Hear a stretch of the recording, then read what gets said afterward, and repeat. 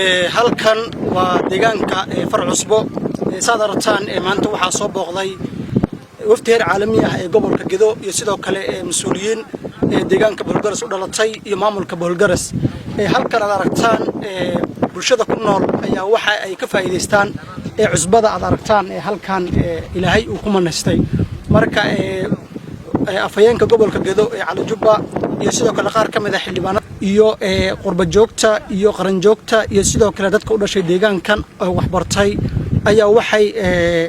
dadka Soomaaliyeed waxaysta ganacsatada iyo qurba joogta waxay ugu baaqeen in markaasi ay maalgashadaan halkan.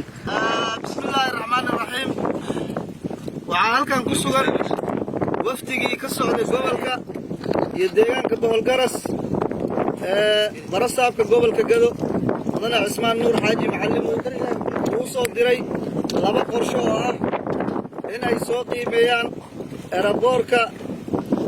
deegaanka Boholgaras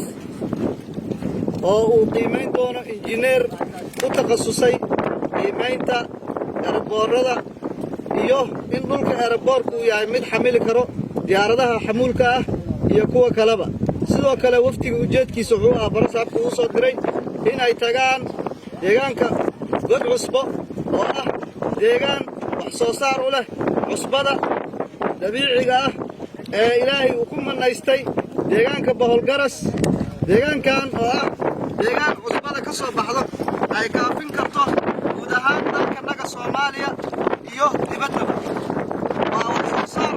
ummadda Soomaaliyeed oo dhan anfacayo waxaan ka karo shaqooyin fara badan oo ay ka helaan ummadda Soomaaliyeed ee deegaankan ku dhaqan iyo kuwa kaleba waxa ka faa'iideysan karo shirkadaha ganacsiga ee maalgashto deegaanka sida dadkii cusbada waxay nooga timaadaa dalalka jaarka sida Kenya cusbada ayada cusba ka tayo badan ayuu dalka naga Ilaahay ku manaystay waxaan ugu baaqaynaa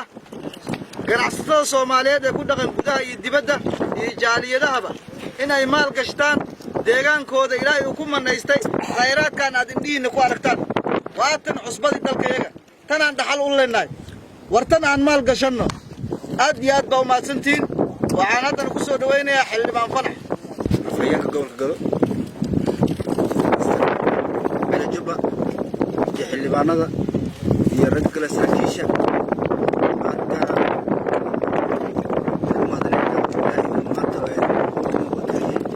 deegaankan gobolka Gedo ka tirsan gaar ahaan Boholgaras waa God Cusbo meeshaan God Cusbo lahaa ama naanaysteeda hore Godruwa baa la dhihi jiray waxaan dar Ilaahay ku soo baxay cid hadda daawo ku samaysay ma waa original waa cusbada aad arkaysaan afayeenka ka hadlay waa khayraadka uu leeyahay gobolka Gedo